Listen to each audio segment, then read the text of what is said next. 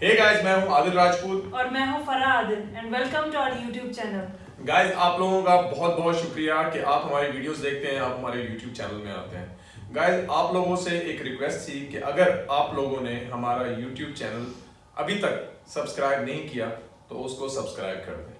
और हाँ, bell icon को प्रेस करना मत भूलिएगा, क्योंकि अगर आप बेल आइकन को प्रेस नहीं करेंगे तो आपको हमारी नेक्स्ट आने वाली वीडियो का नोटिफिकेशन नहीं मिलेगा। तो प्लीज गाइस, आप लोगों से एक हम्बल रिक्वेस्ट है कि आप लोग हमारा YouTube चैनल को सब्सक्राइब करें और बेल आइकन को प्रेस कीजिएगा। अच्छा। हाँ, तो बात कहाँ पे खत्म हुई थी कि आप लोग आए हैं हासिलपुर मिलने के लिए, तो इनकी अम्मी ने मुझे ऊपर से नीचे तक घुरा है। अच्छा, उससे पहले मैं आपको बताऊं, जैसे ये लोग एंटर हुए तो मेरे घर वालों को भी नहीं पता था कि भाई आदिल भी आ रहे हैं। पहले मैं यहाँ पे बोलूंगा गाइस, एक्चुअली मेरी अम्मी ने मुझे कहा था कि भाई देखो, हम लोग लड़की देखने के लिए हम लोग जा रहे हैं, तो तुम्हें जाने की क्या जरूरत है। लेकिन मैंने कहा नहीं नहीं नहीं नहीं नहीं नहीं नहीं, मैं तो जाऊंगा। तो अच्छा, मजे की बात सिर्फ इसको मालूम था कि मैं आ रहा हूँ, ऐसे ही था। जी, बिल्कुल। और इनके घर में किसी को भी मालूम नहीं था कि मैं भी, मतलब लड़का भी आ रहा है जी। अब जैसे ही एंटर हुए इनकी अम्मी ने मुझे घूरा और मेरी अम्मी ने इनको घूरा कि ये कहाँ से टपक पड़ा है। बहरहाल आ गए तो अम्मी ने मुझे बोला कि भाई लड़के को नहीं आना चाहिए था, उसके पेरेंट्स आ गए। तो मैंने कहा अम्मी, इतना हक तो अब हम लोग को बनता है कि भाई हम एक दफ़ा शादी से पहले एक दूसरे को देख लें, और मैं अगर इतनी दूर से आई हूँ तो इतना तो हक बनता है। फिर अम्मी का थोड़ा सा मुंह ठीक हो गया कि चलो कोई बात नहीं। उसके बाद जो है बातें करते टाइम वगैरह गुजरा, मैंने खाना वगैरह फिर बनाया इनके लिए, और मैंने बहुत मेहनत की थी और बहुत ढेर सारा खाना और बनाया। एक और चीज मैं आपको बताऊं, ये खाना बहुत अच्छा बनाती है, बहुत अच्छा बनाती है। इसके हाथ में ना टेस्ट है, और खास तौर पे इसने हलीम बनाया था जो हम लोगों ने नहीं खाया था। और क्योंकि हम लोग हलीम खाते नहीं है, लेकिन ये बात नहीं है कि हलीम टेस्टी नहीं था। खाना ये बहुत अच्छा बनाती है, और मुझे इसके जो हाथ के बनाए हुए जो कबाब थे वो आज भी मुझे याद है। Thank you. बहरहाल खाना वगैरह खाया, और इनकी जो बहन थी जो इनकी बहुत ज़्यादा चहीती भी हैं और सबसे ज़्यादा उन्होंने ही सपोर्ट किया था, तो वो आई, उन्होंने मुझे इशारा किया कमरे में। मैं अलग से बैठी हुई थी, इन लोगों को हम लोगों ने जो है वो अलग से बिठाया था। तो वो लेकर आई हैं मुझे उसने इशारा किया कि इधर आए। मुझे नहीं पता था कि वो बुला के अंदर लेके जाना चाह रही है। तो अंदर गए तो मुझे ले गई अब्बू। अभी हम लोग बात कर रहे थे, आदिल ने मुझसे पूछा कि खाना किसने बनाया है, तो मैंने कहा मैंने बनाया है। तो कहते हैं कि कबाब बहुत अच्छे बने हुए हैं और ओवरऑल खाना भी बहुत मज़े का बना हुआ है। तो अभी ये बातें कर ही रहे थे कि मेरे अब्बू ना दरवाज़ा खोल के अंदर आ गए। उन्होंने पहले मुझे देखा और आदिल को देखा, फिर मैं उठ के बाहर चली गई। मुझे ये था कि भाई अब्बू को नहीं पसंद है, मेरे अब्बू थोड़े से नहीं, कुछ ज़्यादा मजहबी टाइप के, तो उनको ये चीज़ें नहीं पसंद थी। मैं उठ के बाहर चली गई हूँ, और उसके बाद जो है आदिल साहब ने जो कहा मेरे अब्बू से, ये आपको खुद बताएंगे। गाइस, एक्चुअली मैं चाहता था कि कुछ इस तरह के 10 मिनट या 15 मिनट हमें दिए जाएं।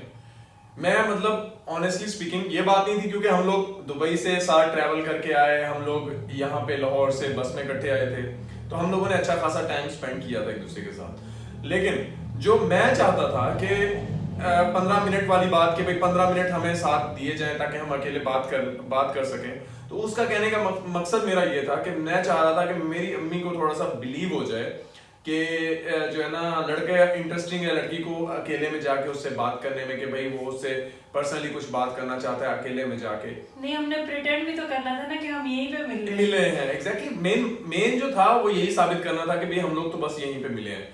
तो मैंने इनके अब्बू को कहा कि मुझे ना आप, मतलब मेरे भी पेरेंट्स बैठे हुए थे, तो मैंने उनको कहा कि भाई मुझे आप 15 मिनट दे दें ताकि हम दोनों अकेले में बैठ के एक दूसरे से बात कर सकें। तो इनके वालिद साहब ने बड़ा मुस्कुरा के मुझे कहा नहीं। खैर एनीवे, वो हो गया। हम लोगों ने दोपहर का खाना तो हम लोगों ने जाते ही खाया था, तो रात हो गई। रात को हम लोगों ने खाना खाया। अच्छा, रात को मजे की बात बताऊं मैं, मुझे तो आइडिया नहीं था कि लाइट वगैरह का क्या वो वहाँ पर थोड़ा सा इशू है। आपको पता है कि भाई पाकिस्तान में कितना लाइट का इशू है। लाइट चली गई, और उस वक्त जो है ना मेरी बहन के घर का जनरेटर भी खराब हो गया एंड टाइम पे आके, लाइक बिल्कुल अंधेरा हो गया। नहीं, जनरेटर नहीं, यूपीएस था, जनरेटर नहीं था। अच्छा। कोई जी यूपीएस जनाब खराब हो गया और बिल्कुल गुप्त अंधेरा था। तो मैंने सोचा ये मौका है नहीं, मौका नहीं है। हम लोगों ने, इनकी अम्मी ना एक्चुअली हम दोनों से बैठ के अलग से बात करना चाह रही थी, तो उन्होंने कहा कि बेटा खाना वगैरह खा ली है तो अब ऊपर ज़रा चलो मेरे साथ। मुझे बुलाया स्पेशली उन्होंने, और ये लोग पहले ही वहाँ पे चढ़े हुए थे छत पे। तो मैंने जाके देखा कि भाई ये लोग दोनों खड़े हैं। मुझे थोड़ा सा हुआ कि पता नहीं अब क्या बात करनी है। तो इनकी अम्मी ने फिर कुछ बातें की। ये आदत मेरी अम्मी ने कहा कि देखो बेटा, ये मेरा बेटा है, ठीक है, मैं इसको अच्छे से जानती हूँ। ये कल को मतलब अम्मी ने ना इनको, ऑनेस्टली स्पीकिंग, अम्मी ने इनको डराया थोड़ा सा कि भाई कल को ये तुम्हें छोड़ दे, कल को ये तुम्हारा साथ ना दे, कल को ये तुम्हारे साथ ना चले, कल को कुछ भी मसला होगा मैं रिस्पॉन्सिबल नहीं होंगी। आप लोग अपनी मर्जी से कर रहे हो, मैं रिस्पॉन्सिबल नहीं होंगी इसकी, तुम जानोगी और ये जानेगा। तो अगला जवाब इन्होंने दिया था कि अम्मी देखें, अगर मैंने सोचा है और मैं अगर ये सब कुछ छोड़ छाड़ के अगर आ रही हूँ यहाँ पे, तो अल्लाह ने मेरे हक में बेहतर ही लिखा होगा, और मुझे पूरा भरोसा है आदिल पे कि ऐसा नहीं होगा। और उन दिनों तक तो टिकटॉक और ये सारी चीजों का तो हमारे जहन में भी नहीं था कि भाई टिकटॉक्स थी, ऐप थी, लेकिन हमें मालूम नहीं था उसका। खैर, तो ऐसे ही हम लोग खड़े हुए थे, अंधेरा था, तो इनके वालिद साहब ने देखा नीचे के, टॉर्च लेके आ रहे थे। नहीं, इनके वालिद साहब ने नीचे देखा कि भाई आदिल नहीं है। फिर उसके बाद उन्होंने इसको ढूंढा तो पता चला कि दोनों गायब हैं, फरा भी नहीं है।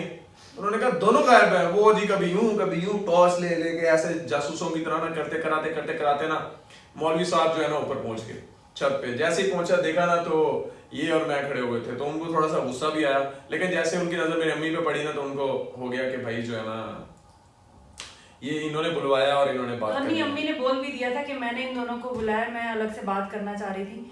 तो मुझे उन्होंने बोला कि भाई बेटा तुम्हारी अम्मी नीचे बुला रही है। अब मैं नीचे गई हूँ, तो मैंने अम्मी को बोला जी अम्मी आपने बुलाया था। तो अम्मी कहती बेटा मैंने तो नहीं बुलाया। तो खैर, वो हमारी जो है ना रात इस तरह गुजर गई। रात नहीं, उससे पहले। अच्छा, आदिल बैठे हुए सामने और मैं अलग रूम में बैठी हुई थी। अब आमने सामने रूम थे, तो जैसे ही दरवाजा खुलता था तो आदिल थोड़ा सा देख लेते थे मुझे, उसके बाद दरवाजा बंद हो जाता था। अब अब्बू ने यार, इनके वालिद साहब जो है ना, मेरी अम्मी तो हिटलर बनी हुई थी, इनके वालिद साहब भी हिटलर बन गए थे। हम सारे एक रूम में बैठे हुए हैं, सारे हिटलर तो ना बोले, अब्बू नहीं बोला था बाद में। अच्छा, हम सारे एक रूम में बैठे हुए हैं, सारे बातें कर रहे हैं, हंसी मजाक हो रहा है, ये वो फलाना। ये दूसरे रूम में बैठी हुई है। नहीं, अच्छा, जेंट्स लोग एक साइड पे बैठे हुए थे और लेडीज हम लोग अलग बैठे हुए थे। लेकिन मेरी ये मुझे टेक्स्ट कर रहे हैं कि भाई सामने बैठो, मैं देखना चाह रहा हूँ। अब टेक्स्ट पढ़ा तो मैं सामने आके बैठ गई बहाने से। अब अब्बू ने ये चीज फील की, अब्बू निकले हैं बाहर, तो सामने मैं बैठी हुई थी, इनकी भी नजर बार बार जा रही थी, तो अब्बू ने फील किया।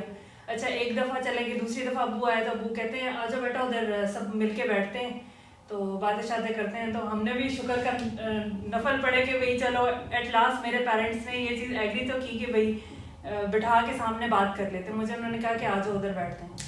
हम लोग फिर सारे मिलके बैठे और माशाल्लाह माशाल्लाह लग ही नहीं रहा था कि हम लोग फर्स्ट हैं। मेरी अम्मी को थोड़ा सा था उस वक्त, लेकिन उसके बाद वो भी थोड़ी सी रिलैक्स हो गई कि ठीक है। और दूसरे दिन जुम्मे का दिन था, तो मेरे अब्बू ने कहा कि मुबारक दिन है, तो आज के दिन ही हम लोग जो मंगनी की रस्म वगैरह वो कर लेते हैं।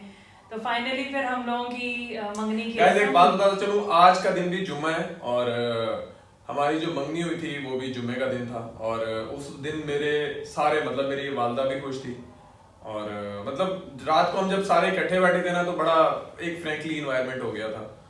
तो उसको ले देख के मेरी वालदा को भी हुआ कि अच्छा ठीक है, लड़की की नेचर भी ठीक है, मतलब इतना वो नहीं है। तो नेक्स्ट डे हमारी मंगनी थी, मंगनी की रस्म हुई। खैर गाइस, मंगनी की हमारी रस्म हुई, मंगनी हो गई हमारी, मैंने इनको अंगूठी पहना दी, बात हो गई कि अब जो है ना शादी की नेक्स्ट डेट हम फिक्स करेंगे। पहला वीक तो हम लोग गुजार चुके थे, करके वेस्ट कर चुके थे। दूसरे वीक में हम लोग गए, खैर हम लोग वापिस आ गए। उसके 3-4 दिन बाद मैं चली गई थी। इसके भी जो ऑफ थी वो खत्म हो गई थी, तो ये भी चली गई। अब गाइस हुआ यूं कि डेफिनेटली मंगनी हो गई, तो मंगनी के बाद डेफिनेटली शादी होनी थी। तो ये 2017 की मैं आपको बात बता रहा हूँ। 2018 में मतलब 1 साल बाद जो है हमारी शादी हुई थी। लेकिन शादी से पहले ये वहां पे थी और मैं यहाँ पे था, तो बीच में 1 साल गुजरा था हमारा, जो हम लोग एक दूसरे से मिले नहीं थे। तो 1 साल के अंदर हम लोग आपस में कुछ बातों को लेके इतना लड़े थे कुछ बातों को लेके हम लोग, और इतने सीरियस हो गए थे कि हमारे पेरेंट्स तक वो बातें पहुंच गई थी। और इनके पेरेंट्स ने बोल दिया कि अब शादी करने की जरूरत नहीं है क्योंकि बात अब बहुत बढ़ चुकी है। तो मेरे भी वालिदैन मुझे कहते थे लाइक कि एक देखो, स्टेज ऐसा आ गया था कि बिल्कुल हमने कहा था कि बस अब खत्म करो, अब जरूरत नहीं है शादी करने की। लाइक मेरा भी डिसीजन यही था कि मैंने भी यही सोच लिया था कि बस अब जो है ना शादी करने का कोई फायदा नहीं है और शादी ना ही करूं तो मैं बेहतर है इससे ना। तो फाइनली मैंने यही सोच लिया था कि बस अब खत्म, मैं अब जो है ना इससे शादी नहीं करूंगा। मेरी तरफ से भी फाइनल हो गया था, इनकी तरफ से भी फाइनल हो गया था और इनकी जो है ना मदर और इनके फादर की तरफ से भी ये बात फाइनल हो गई थी कि बस अब शादीशुदी वाला कोई सीन नहीं है। तो वो जो बात है वो बात हम आपको बताएंगे नेक्स्ट वीडियो में।